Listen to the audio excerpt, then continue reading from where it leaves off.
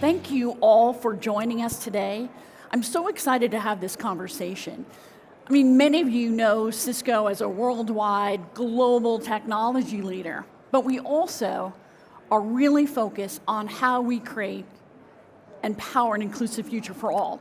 So when I think about it from the environmental sustainability aspect of it, it's all about our strategy, which we call the Plan for Possible, because we know it's possible. This means how do we accelerate the use, the adoption of cleaner energy, further embed circularity, invest in resilient ecosystems. But when you actually have and think about the climate future or that inclusive future, you have to imagine what life will be like in 2030, 2040, 2050. What will the technology look like? How do we invest today in the technology? So I'm super excited to talk to a number of leading thinkers in this space. Why don't you introduce yourselves, John? Thanks for having me. It's great to be here. My name's John Copeland. I lead our corporate development and Cisco investments team in the EMEA region. So I'm based in London, been with Cisco for 8 years. And in addition to that, I also am the global lead for our sustainability investments. So I have the pleasure of working with you, Mary, and you, Patrick, and some of our other portfolio companies in the space. Great. And Patrick. Great to be here. I'm Patrick Moller. I'm co-founder and CEO of Core Power Ocean. So we are a leading wave energy technology company who is enabling clean energy from ocean waves. Fantastic. So John, let me start with you. So you talked about, you do corporate investments, and in fact, we work together. I'd love to understand a little bit more about the how, the what, the why. Well, let's start with the why, right? I think you were a really important part of this process as you helped develop the Plan for Possible, right? Because that was really what galvanized our desire to get into this investment space. Just as background, the Plan for Possible, as Mary mentioned, has 3 main pillars. One is transforming to clean energy. The second one is evolving the business to circular. And the third is investing in resilient ecosystems. And so there was a lot of desire within the company, within Cisco, our product and engineering teams, to start innovating in those spaces, right? How do we change Cisco to hit our net zero goals? And what we thought about in our investment thesis was, how can we use investment dollars to help accelerate that? How can we bring some of that external innovation from great entrepreneurs and potential portfolio companies into the Cisco ecosystem and combine that together with the power of Cisco to help create these opportunities? And so that's really what got us started in that space. And we've been building on that since. So we've now got 2 investments that we've announced, one in Core Power and another in Death Cycle. Excellent. So Patrick, I'd love to learn a little bit more about what you do. I'd love to understand the why, the how, and also kind of bring it to life for everyone that's watching. Absolutely, we'll give it a try. So yeah, we're doing wave energy converters. So this is, you see a picture here, a big composite hull, which is oscillating up and down and side by side, and we take the energy from the swell in the oceans and turn that into clean electricity. And I guess the big challenges in wave energy that we have addressed that makes it work commercially is that we have made technology that can survive the biggest storms while producing a large amount of power compared to the size and the cost of the equipment. And I guess these 2 things has historically been the thing that have held back wave energy adoption. So now we have commercial scale machines powering the grid in Portugal, and the first commercial farms are being developed in Ireland by ESB, the utility there, and another commercial farm in Portugal together with IKEA and other off-takers. Yeah. So technology requires electricity. And John, you mentioned net zero. So Cisco has a goal to achieve net zero, or 90% absolute reduction by 2040. So when I think about that, and our biggest responsibility in terms of our carbon footprint actually is the electricity our customers use. So the question is, how do we actually navigate, have as much energy, as much clean energy as possible? But something else happened over the last 18 months or 24, which was this whole concept of generative AI. And there's often conversations that it's going to require more energy.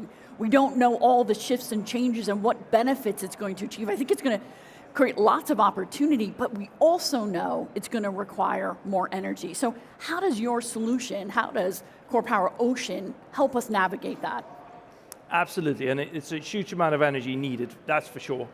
What we also need is energy in every hour of the year, right? Also when it's not windy and sunny, and this is where wave energy comes in. So if you look at the typical weekly profile that we see here on the screen, you can see the daily pattern of solar PV. It goes up and down with the sun, as we know, and then wind is a bit more stochastic.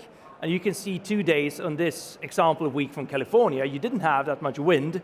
It's the light blue, the 26th and the 27th of October. But then you see the wave profile in blue, the swell just keeps pumping in all the time.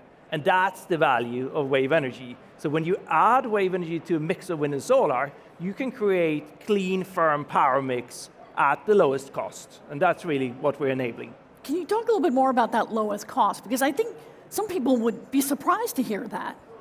Yeah, I mean, wave energy, we're not necessarily competing on being the cheapest form of energy per megawatt hour on just LCOE versus wind and solar. What we're competing on and what we're enabling is to have the lowest system cost of 24/7. And what you do when you add that wave profile together with wind and solar is you reduce the amount of installed capacity that you need in generation, you typically half it.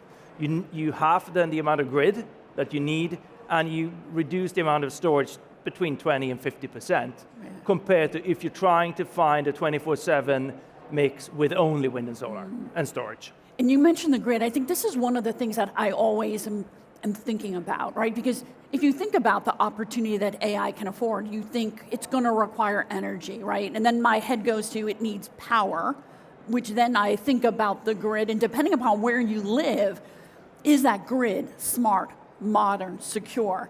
That's another, to me, critical area that we all should be looking within our communities or where we live, work, and create to make sure that happens. John, I'd love to touch a little bit upon, because you mentioned Core Power Ocean is one investment. What are some of the other ones that you've done or you're looking at? Sure, so Core Power really obviously fits into that first bucket of the plan for possible, which is transforming to clean energy. The second one is a company called Cycle out of the UK, and they fit into that evolving the company to the circular pillar that we talked about.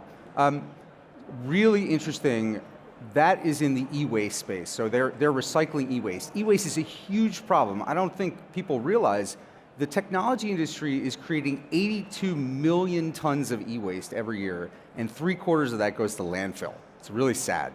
But that e-waste is actually really valuable. It's full of very precious metals like gold, silver, platinum, copper. It's also full of rare earth metals, which are in the news these days, obviously, as everyone can see. So it's very important, and it's a really easy source of that material. So mining requires a lot of energy, a lot of water, a lot of transportation. So whereas this e-waste is like this ready source of stuff that you can mine. So what Cycle does, the DES in Cycle actually stands for Deep Eutectic Solvents. That's a little bit of a mouthful, but that is the technology that they've developed, which is really safe, it's non-toxic, and it's biodegradable. And it replaces a technology that today is the state of the art, which is smelting. Smelting is effectively like a big furnace. You take all this e-waste, you take it and burn it up, and you pull out all these precious metals. And the challenge with smelting is that it's not very, it's very energy intensive. It's not very high yield or not very good quality yield compared to other opportunities. And it also requires huge economies of scale. So you have to basically transport all of this material to only a few places in the world, which requires a lot of carbon emissions itself. The solution that Cycle's created is really interesting because it solves all of those problems.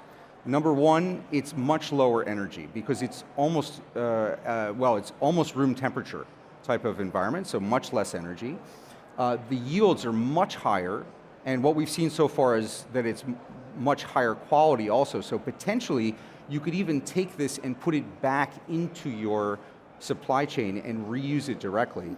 And then the third is because it doesn't need such high energy input, the economy of scale is not so critical and it can be done locally, which means it requires a lot less transportation. So very interesting technology. The company's building their first commercial plant as we speak. So we're very excited to see how that works, and we'll see whether we can do something with them in the future in more detail. So I think that's one area that we've obviously already invested into, and then there's a couple spaces that we're actively looking at. One of the obvious places that we're spending a lot of time these days is in carbon removal. As you know, we can't, we have so much carbon emissions that we are going to have to start doing something more than just reducing. We have to actually start eliminating as well. And so that's one of the areas that we're looking at. There's a couple different options out there. One is just planting trees, but it turns out when you do the research that planting all the trees that have ever been lost on the planet won't get us all the way there. So we actually have to go further and engineer solutions to the problem. And so there's an entire space of engineered carbon removal. I think that's an area that we'll be looking at in a lot more depth going forward as well. We do some investing through our Cisco Foundation, and one is an organization called Carbon Reform. So imagine it's a building and you've got your HVAC system and it goes to this device, and the device purifies the air, make it clean. It also captures some carbon.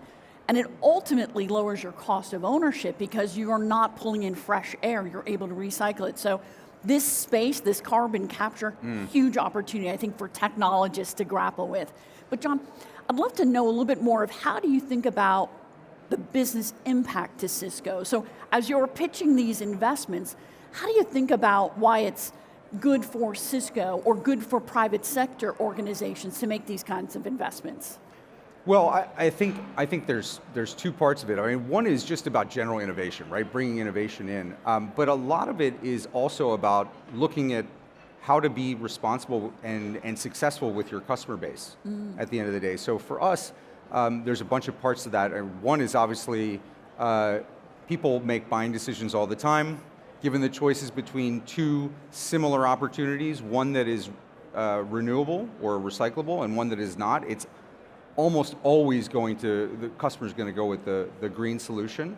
So and that's an ethical choice, of course, but it's beyond that, because I think we're now in a position, and you talked about lower cost of energy over this is green business is now good business, right? It's not just about ethics, it's actually about dollars and cents, and it's about the bottom line. And so for us and for our customers, what we're ultimately trying to do is bring solutions that are lower cost and last longer, perform better, and this is all down to the bottom line. This is about bringing prices down, profits up, and bringing the pace of innovation faster. I don't think everyone recognizes that it's a very dynamic regulatory environment. Often private sector companies need to provide information about their sustainability presence, their footprint, and so forth. But quite frankly, when I look at our top 50 hardware customers, in our contract is the commitment around sustainability goals, because we all need to make movement. I'd love, Patrick, for you to help us understand why it's helpful for, let's say, a Cisco or a private sector company to make an investment, to be a partner of yours. I mean, definitely having a brand like Cisco and a company that is doing networking gear with almost all the big data centers, for us has a huge value. That kind of interactions and doing those commitments with each other that you mentioned, of course, we want to make sure that as many people as possible, data centers in this case, can hear about the opportunities with wave energy and what we can do about reducing the cost and bringing carbon to zero all the time. Right? Yeah. I think when I look across the room and I think about people that are watching us, they're technologists. So I'd love to just give them a little bit of an inside look on, well, how does investing work? So did you have an idea in the lab, or how did it first start, and how did you move from that concept to that prototype to now in practice? Yeah, it's been quite a journey in our case. So we started in 2012. So we're 12 years into it now, and we have 4 generations of machines, prototypes demonstrated before we get to now a commercial scale machine. And it's basic, I mean, it's very fundamental science that we are attacking, right? Really first principle type of engineering, looking at how could you shape a machine to take advantage of the forces and the energy that the waves on the big oceans provide you with, without then getting destroyed by them when it's very stormy. So that has been, a lot of people, I think, over the years have been standing there on the beach, looking out, thinking, wow, could we just find a way to capture this power? But it has turned out to be really hard to do. And it has been that combination, finding a way not to get destroyed by the biggest storms. The device we have in Portugal has seen 18-meter waves so far. That has just been completely submerged in and just kept operating. And at the same time, not becoming too heavy, too expensive compared to the amount of power that you could produce, of course, to make it commercially viable. So we've been able to do about 5 times as much power now compared to the amount of materials that you need, the tons of equipment that you need to install in the ocean. And that's really moving the needle in structural efficiency and thereby cost efficiency in volume in that. But that has taken quite, what I say, iterative engineering, very structured systems engineering, and involving a lot of different scientific fields from like hydrodynamics to material science, mechanical design, electrical design, a lot of control technology. We have a small AI model as well, which is trying to predict the next 15 seconds into the future of how the waves is going to be moving, which is then optimizing how we move in the waves. So very multidisciplinary journey, I would say. I think that's one of the promises we're seeing with some interesting AI models, is the ability to really forecast weather or severe weather earlier. I think that's going to be so important for our, those communities that we live and work in, to be able to get more and more information. John, help me understand a little bit, because you have your own set of language sometimes. Like what is the difference between a seed or a schedule? And so as you look at these investment opportunities, I'd love to get a little bit more of what are some of the criteria that you grapple with, and where do you think, let's say, a Cisco plays best? Yeah, so I think the big question is around at what stage of maturity in the technology do we generally invest, because as Patrick mentioned, you start out with an idea effectively, and then you go all the way through to execution commercially, right? We tend to try to come in at the point where the business has something that it can show that is demonstrable and at a reasonable scale, so like almost commercial ready scale. So that, and the reason we want to come in there is because that's the point at which we can start helping to scale them up with it through the Cisco relationships and networks that we've built over the years with our customers and with the ecosystem. So we got very excited because I think we were not aware of how mature wave power was. When I first talked to Patrick back then, and you had said, yeah, we just have this 18-meter tall machine that's lasted through these enormous waves in Portugal, that was really exciting because it was clear to us, okay, this is now ready. Yeah. This is ready to go. And it was similar with Dust Cycle, where we actually saw, okay, this is not just at lab scale, but now it's actually proving to work at like ton scale, that kind of thing. And so it's really, once you get to a certain point, you can see that this is not just like a lab idea, it's not just the scientists anymore, there's actually a full scaled business platform that's being built, and then we can help it from there. I think this is where I think private sector can play a really important role. When you imagine what we want the world to look like in 2030, 2040, 2050, you got to actually think about what technologies would be the most valuable or achieve the impact that you're looking for. But there is a need early on, and I think different organizations can play different roles, but sometimes I use the word like patient capital, like who can be that funder early on? Sometimes it is from the lab into the beach. I'll give you an example from our Cisco Foundation. We have a partner called Vesta, and it's this mineral, ovoline, that in the lab, if it was weathered, it could absorb gigaton of carbon. The question is, though, when you actually put that in the field, are there any unintended consequences? So investing in that research to say, all right, was there any enhanced acidity to the ocean? What about biodiversity? Did it in fact absorb the carbon? So I think that there's a big role for private sector, for companies, for your companies, to think about the technologies we need and help them kind of graduate, sometimes from education, those university systems, into really testing and ultimately a first customer. Patrick, I'd love for you to explain a little bit about all of those players and how you feel we all can play a bigger role in kind of creating this future of cleaner energy. Absolutely, and I do think like what we've seen in the world, the remarkable growth of renewables and the cost reduction that we've been seeing in solar and wind is just fantastic. And that is taking us to, let's say, 50-60% of the hours of the year is easily now provided by wind and solar in most places of the world. The challenge when we're now looking ahead to the next decades is how do you then go to 70 to 80 to 90 all the way to net zero? And then you need a mix of technologies that can provide power at all times, as I mentioned before. So there, I guess I'm seeing wave energy, tidal energy, geothermal. We might at some point see real progress on fusion and other things like that as well. Maybe not in the next 10 ones. Well, we asked the fusion guys to say it soon, but we'll see. But I guess we are a technology, one of the ones that are ready to scale now, actually. We are happy to take, wave energy can take about 10% of the global electricity need in the countries where you have a significant coastline, maybe 30-40% in places. So, yeah. I always think about how do we deliver, right, that business outcome in the way that's the most secure and most sustainable? And it really does start with how you design the product up front. So those circular design principles, making it more modular, energy efficient, designing out waste, really thinking about the materials, how recyclable those materials are.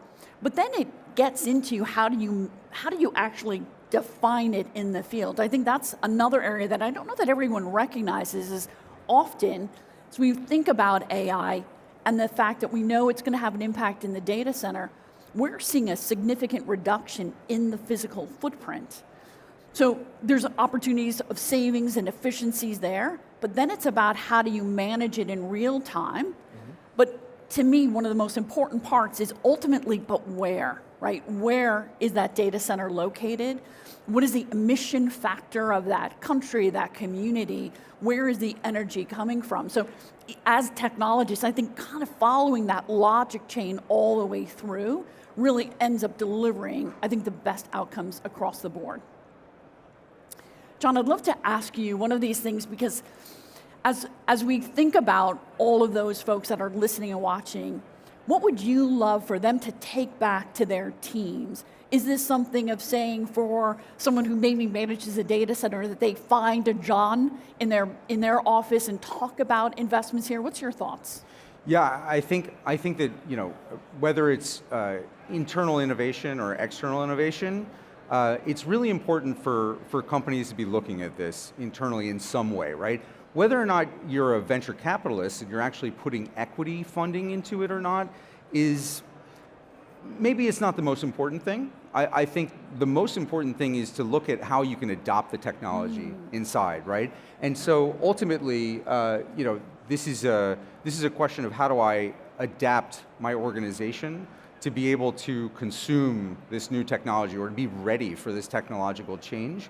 One way that you can do that is, by creating a venture investment arm that looks at this, but you can also do that just through engineering efforts.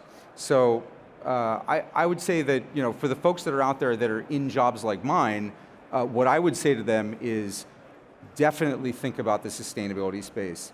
This is an area that's going to become ever more important over the next few decades. both from a customer perspective, from a relationship with your suppliers and your customers and your employees. So definitely something that I would look at strongly. Patrick, is there anything that you would love these technology leaders, these individuals that are making choices every day, what would you like them to think about?